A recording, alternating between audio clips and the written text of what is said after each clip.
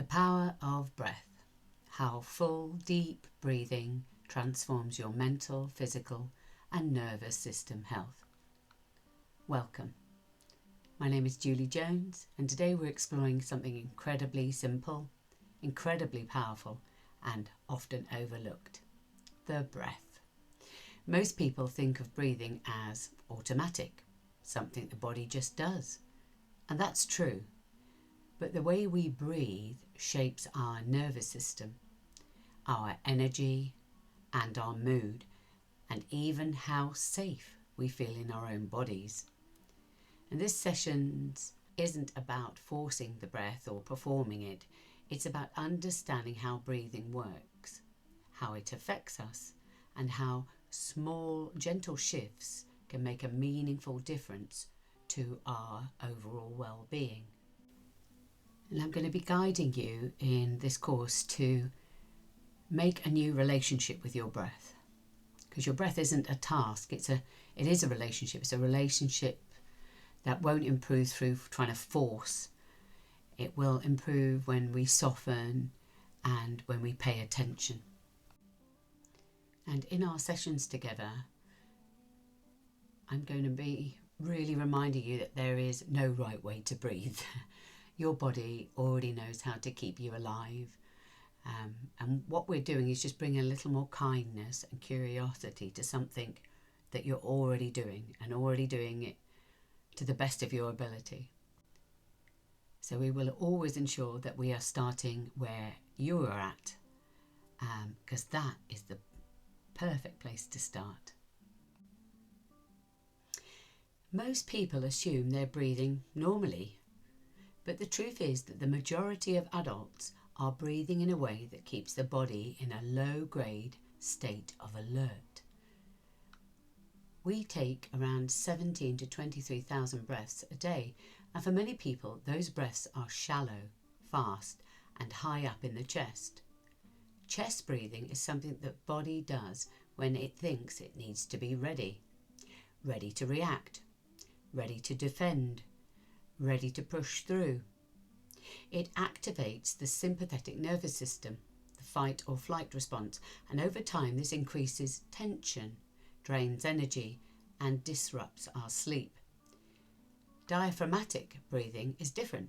It uses the full lung capacity and engages the diaphragm, the primary breathing muscle.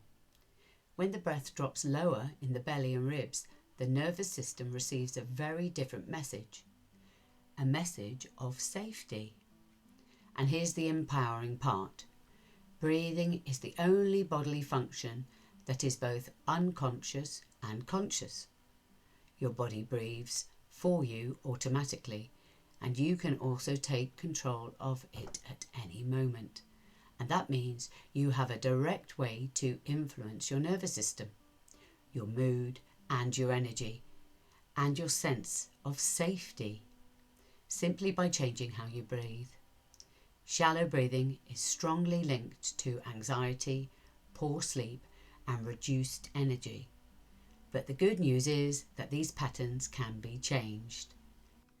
The breath is one of the simplest, most accessible tools we have for shifting the body out of a stress and worry and into balance. As you're listening now, you might just notice where your breath naturally goes. That's it. There's no need to change it. Just notice whether it's more in the chest, the ribs, or the belly. So what does a complete breath look like? Well, a complete breath is actually a wave that moves through the body in 3 stages. It begins low, with the belly gently expanding as the diaphragm contracts and moves downwards. Then the rib cage widens, not by lifting the shoulders, by expanding out to the sides. And only at that very top does the chest rise. And when we breathe this way, we're using the diaphragm, which is the primary muscle of the respiration. It's a big dome-shaped muscle that separates the chest from the abdomen, and when it moves well, the breath becomes fuller, slower, and more efficient. The lower parts of the lungs contain the highest concentration of alveoli, the tiny air sacs where oxygen and carbon dioxide are exchanged. So when we breathe low and wide, we're actually improving the quality of the breath, not just the quantity. And the exhale is just as important. A long, complete exhale helps release carbon dioxide, resets the breath cycle, and signals to the nervous system that it's safe to soften. So a full breath isn't big or dramatic. It's smooth, slow, and complete. Just to add, if your breath doesn't move like this yet, that's completely okay. Many bodies haven't yet been taught this pattern or haven't felt safe enough to breathe in this way. We're simply exploring what's possible. One of the reasons breathwork is so powerful is because of its direct connection to the vagus nerve. The vagus nerve is the longest cranial nerve in the body. It runs from the brainstem, through the throat, the heart, the lungs, and all the way down into the digestive organs. It's the main pathway of the parasympathetic nervous system, the part of the nervous system responsible for rest, digestion, recovery, and emotional regulation. Every time we take a slow, diaphragmatical breath, the movement of the diaphragm actually massages the vagus nerve. This mechanical stimulation increases what's called vagal tone. High vagal tone is associated with lower heart rate, reduced cortisol, better emotional regulation, and a calmer amygdala, the part of the brain that scans for danger. Research shows that slow breathing, around 6 breaths per minute, is the sweet spot for activating this vagal response. And the most powerful part of all is the exhale. A long, slow exhalation sends the strongest signal to the body that it's safe to soften. So when we talk about breath work, we're not talking about something abstract. We're talking about a direct line of communication with the nervous system. And just to add, if slow breathing feels difficult at first, that's completely normal. The nervous system learns safety gradually. We're not forcing anything here. We're offering the body new options. And as you look at this image, you might simply notice the area under your own ribs, the place where the diaphragm lives. No need to change your breath. Just noticing is enough. Breathwork doesn't just help us feel calmer in the moment. It actually changes how the stress response functions over time. A major meta-analysis published in 2023 looked at 12 randomized controlled trials and found that breathwork significantly reduced stress, anxiety, and depressive symptoms compared to control groups. What's happening in the brain is fascinating. Slow, diaphragmatic breathing activates the prefrontal cortex, the part of the brain responsible for rational thought, decision-making, and emotional regulation. At the same time, it calms the amygdala, which is the brain's fear and threat detector. Breathwork also interrupts rumination. When we shift the physiological state, we break the loop of worry and overthinking that the mind gets stuck in. And the effects are fast. Breathwork can reduce cortisol, our primary stress hormone, within minutes.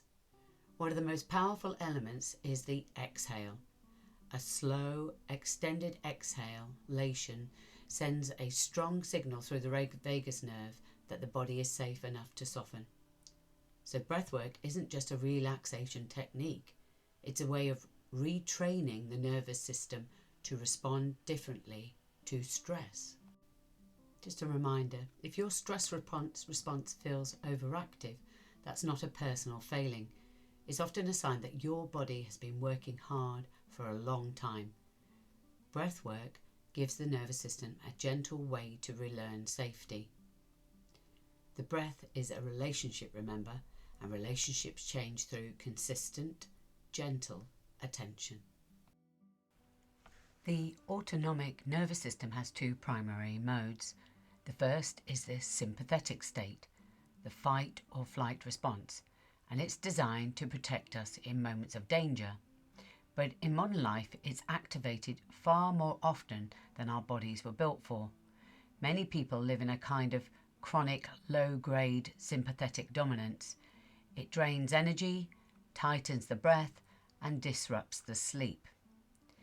The second mode is the parasympathetic state, the rest and digest response. This is where the body repairs, digests, restores, and regulates.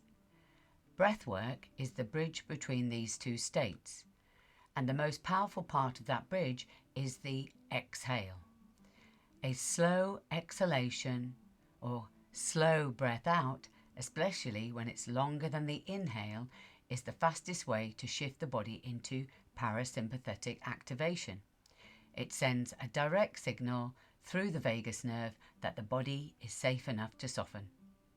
One of the clearest markers of this shift is heart rate variability, or HRV. Higher HRV means the nervous system can adapt, recover, and regulate more effectively.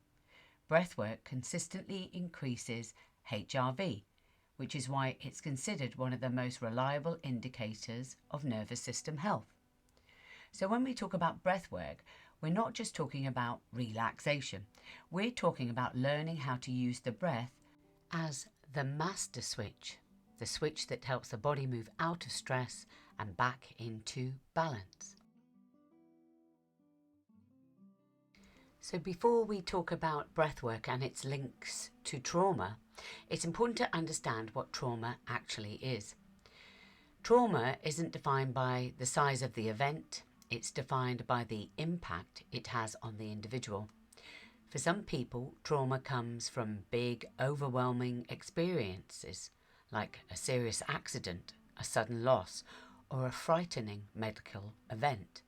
For others, trauma comes from smaller, repeated moments, growing up in an environment where emotions weren't safe, being criticised or shamed, feeling unsupported, or living with chronic stress without a chance to recover. Trauma is deeply personal. Two people can go through the same situation and have completely different responses.